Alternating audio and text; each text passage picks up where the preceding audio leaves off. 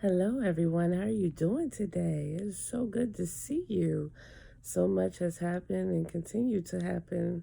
And I'm just so blessed, honestly blessed, to be able to jump on real fast and to say hello and see how you guys are doing and how we are choosing to deal with the pandemic that we have going on with the coronavirus virus, corona virus. It's your girl Janine with Symphony Reads. It's so good to see you. Please visit us on Facebook. You can look us up. We're Symphony Reads Ministry, or you can look us up at Symphony Reads. And we love email. Right now, we just absolutely love email. And that's symphonyreads at gmail.com. That's Symphony Reads with an S at gmail.com. So the last time we kind of spoke with each other, we were going through the positive thinking, um, motivation, inspiration, and life didn't look like it does right now. And I'm still going to do that. And I apologize for leaving for so long, but as you know, I was dealing with a lot, and then even more got put on the plate of a lot, and um, it just became too much. I don't even remember the last post, but I've been looking for work. I've been definitely keeping up on my exercise, on my physical health, and working through the process of mental health. And what else have I been doing? In the process of just trying to balance and be in a very positive mental state, staying uplifted so that we can uplift, still doing the prayer ministry, praying every month at the end of the last Saturday of every month. Um, still trying to do these things. Um, and then my family got hit with, we need to move out of our house. Um, and that became kind of a chore because, um, we had 30 days, and which seems like a long time, but when you're trying to uproot a family, our finances, are not the best right now. It was a lot, and that time went so fast, and so, but prayerfully and thankfully, so we were able to move into a place not too far away from where we are, because another concern was I didn't want to move my kids out of their schools. Um, so we didn't have to do that. So very prayerful there. And, so the stress of trying to move was, it was bad. It was kind of bad and very stressful. And then in the middle of moving, I was planning a vow renewal service with um, my husband and myself. So it got crazy and it was a lot. And then, of course, in the midst of planning of a vow renewal and trying to find a place to live and still looking for work and all of the other things, still being a mom, exercising, um I was it was taking its toll, as always. And then it was just a lot. It was a lot, a lot. And still looking for work. It was just a lot. And so things got shifted, and I was just trying to keep up. So with all that said, the vow renewal is behind us. um, Moving. which was horrible in my opinion. But we did move. Um, and that had stresses too. I think that took a lot of stress because we did move, and you know, we partially moved, if that make any sense, because we still had a whole basement that we couldn't take with us. It wasn't going to fit into the new place, and we had to get rid of everything that was in the basement, and no finances to do that. So that was very stressful to try to figure out how to do that. And, I was getting so many estimates, and I mean, it was expensive. And I'm like, we just don't have that. So I don't know what the resolve is with this, and I don't know what to do. And I think I just told my husband, well, I don't know what else to do, because we just don't have that type of cash flow. We just moved, not because we wanted to move, but we had to move, and we just don't have that cash flow. And then with me not working, you know my funds is very limited, and so it was just stressed out. So I said, I guess he's just gonna have to keep the deposit and then clear it out, but we let him know that. And I just, that stressed me out. And then like I said, in the midst of that, me and my husband planned a vow renewal. And so how that came about, we celebrated, first and foremost, 7 years of marriage. And the last, I would say, 4 years of the seven were they just weren't good. We were not communicating like we should, like married people should. We weren't communicating. He went to work, I went to work. We come together for the kids, but we were not really spending any time together talking or anything. So it was like, honestly, living two separate lives. And when we did talk, it was just like,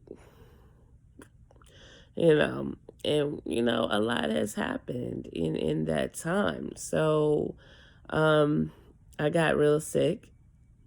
you know I got real sick, and I had to admit that I was mentally sick. And I don't know if I ever shared the stories, or I'm not going to really get deep into it, but I was sick, and I had to admit that I was just sick, period, and I wasn't doing well. I wasn't coping well at all. And I'm trying to, and you know I'm not being a good wife because I'm just not coping well. It's those type things. And so we talked. We had to really have a come to Jesus talk. And in the midst of everything going on, we had to talk. And he's like, look, Janine, I'm in it. I don't want anybody else. You've made mistakes. I've made mistakes, and I'm willing to try to work through those mistakes because I love you and I believe you love me, and I don't want anybody else. And I was like, wow, okay, you know, okay, all right. So we in this. We gonna figure out how to work through this patch. And in relationships, that's what you do. You work through the patches. You know what I'm saying? And so we were gonna work through this patch. And I think February, when we were coming close to our anniversary, which is February 14th. February 14th. And we were just in conversation. He wanted to marry me. He says, I'll marry you 1,000 times.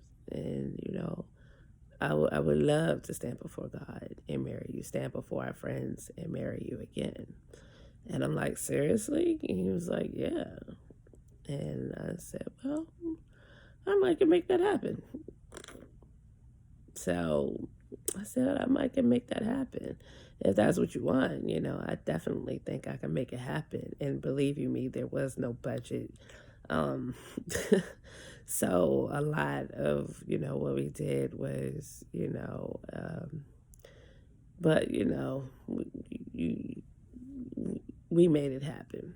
I was able to make it happen. We had we couldn't do it in February, of course, because, around that time it's just ridiculously, if you haven't booked it almost a year in advance, sometimes you just, everything is full and taken and overpriced and everything. So we decided to do it in March 14th. And so, just prepping, and like I said, prepping and planning for that, still trying to get everything. And then the pandemic happening, um, you know, um, just trying to focus and know what to do and how do I feel about this. And, I got some backlash, not necessarily from my family or friends, but I did get some from his family.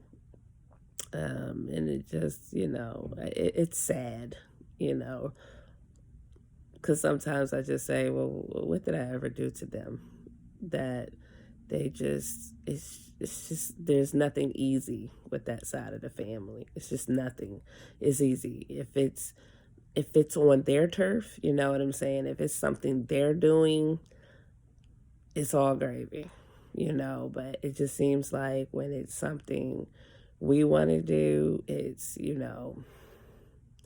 a hit and miss type thing. So with that said, you know, um, it was just, kind of like at the last minute, and I got it, we were in a pandemic. I don't think it was quite to where it is now, but it was definitely on the cusp of that. And, the gathering that we were having wasn't going to be like super big. I wanted it very, simple and elegant. And I think, I don't even think it was, maybe 25 people were there.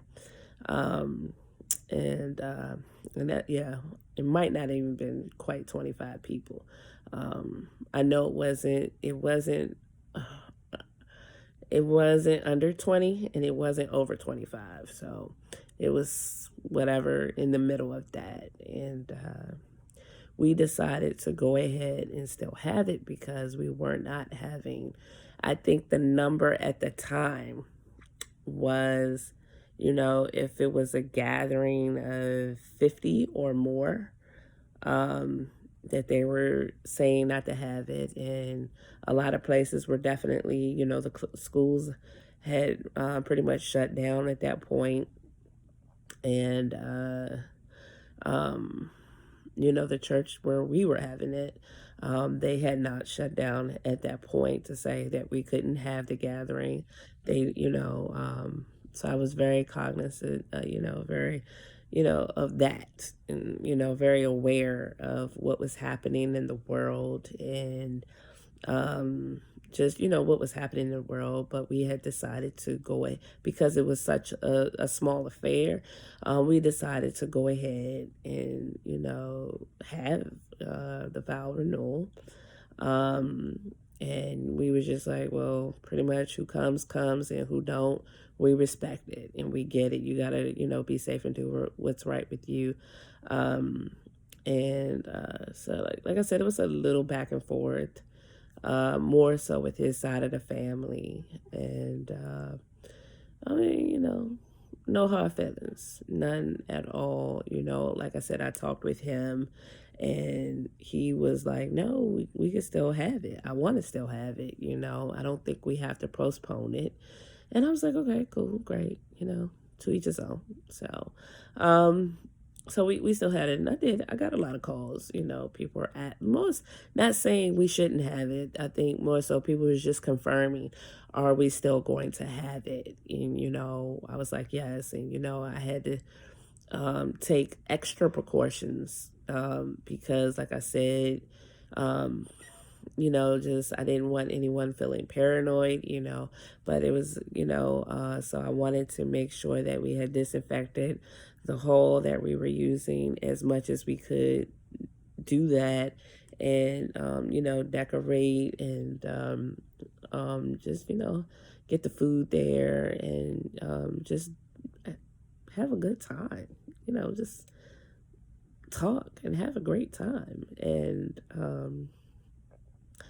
you know, like my husband said, who is supposed to be there will be there, and who's not won't. And it's just as simple as that. And so who was there was there. It was a lot of our family and friends there, so we were very excited, and we had a beautiful time. It was very beautiful. And this is something we didn't do the first time when we got married. When we got married, we just literally, he took me to the Justice of the Peace that morning on February 14th of 2013. And we were the first in line, and actually the first on that day in PG County to say I do there. So that's how we got married. There was nobody, no guests, no nothing, no pictures. We had no pictures, no flower, nothing. It was literally Justice of the Peace. We got married, we got the certificate, and we were home, and I went to work the next day, and he went to work the next day. Like, we didn't miss a beat of nothing. So, we did want to make some memories. So it was nice to have family there, to be able to take some pictures and eat some good food and have great conversations. And it was just very beautiful. And, like, I was happy that we did it. I was happy that he wanted to do it, that was something appealing to him. And so, I think too, it gave us a new start in life. It gave us a new opportunity to really, be together and figure out how to work out whatever differences we have. And, so just definitely a great fresh start, and that's just it. That's, pretty much what was happening. It's still happening in my life. And just as far more as the, what's happening, people have asked me, oh my God, Janine, what do you think? What's happening? Is it scary? I just, my faith is in God. And in these type times, I just turn to him even more, even when I don't necessarily always understand what is happening. My faith is grounded in God, and I believe this is capturing the attention of not just, a family here and there, but the world. Because the world, as we all know, has just gotten completely out of control, period. And how could you not think something big was going to happen that was going to get the attention of a whole world? How can you not? I'm not saying that, whether it was this that's happening with the coronavirus or something else, but, you can't continually turn your back on God and don't think he doesn't notice, and he don't get that we turned our back on God doing all of these other things and stuff like that. So this is definitely catching the eye of everyone. This is undeniable. You know what I'm saying? It's very much undeniable. And you can't say I didn't know. You can't say you didn't know. So, I mean, like I said, and I trust and believe in God. And this is something I don't think anybody has seen within a lifetime. Something like this. And it's not just affecting the United States or this state, that state. It is affecting the whole freaking entire world. And my stance is I believe and trust in God all the more. And I turn my faith even more to him, not against him, but even more to him. And I say, God, forgive me for all that I've done and all that I've did in my life. And, rededicate myself to him, because that's,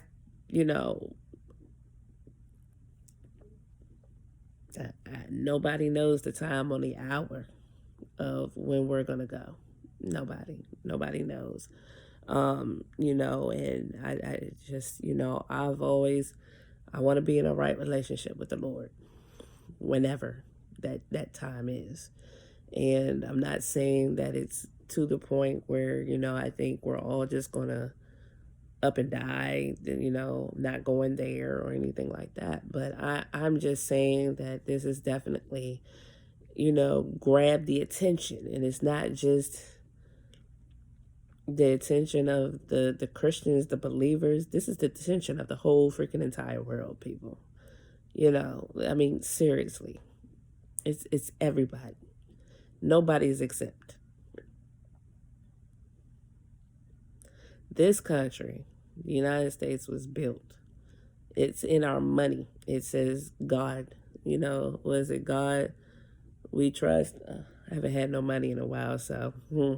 But it's on our bills. There was a time, me growing up, that in school we prayed, just like we would say the Pledge of Allegiance. We also prayed before school.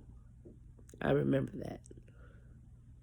And then they took it out and started again. And the world started taking more and more stuff out and allowing more and more craziness, to happen. And again, it's about his people. And this is not just to wake up the Christian. This is waking up the world, the non-believer too. Pay attention to what the Lord is saying, because he is definitely saying something. Pay attention. Don't go to sleep on that. You can't go to sleep on what's happening now. Because you can't say, oh, well, they have been so disobedient over here, over there. It's the entire world. You hear what I'm saying? The entire world is being affected. There is no exemptions. The entire world. Are there places a little bit more affected than others? Absolutely. But every place is pretty much shutting down in different ways across, asking people to stay home so that they can get a grasp on what's happening out here. We have to stay woke, and we have to really understand. And I can't make that decision for you. I'm not asking you to believe. You got that is on you. But like I said, this happening for me allowed me to really reaffirm my faith in God and trust him the entire way, and become as right as I know how to become with him. My children, this, again, you got to get right. You got to get right. If that's what you choose, But, this is not the first time you heard me say that I'm a believer. This is not the first time you heard me say how much I love God. This is not the first time, and it won't be the last time. So, this is just where it is. And, it's, again, my choice is to reaffirm and to get closer to God. and not be like, oh my God, why are you doing this? We need to be woke to understand, why have we done this to him? You know, where is our faithfulness in him? We've abandoned ship, and we have done so a long time ago.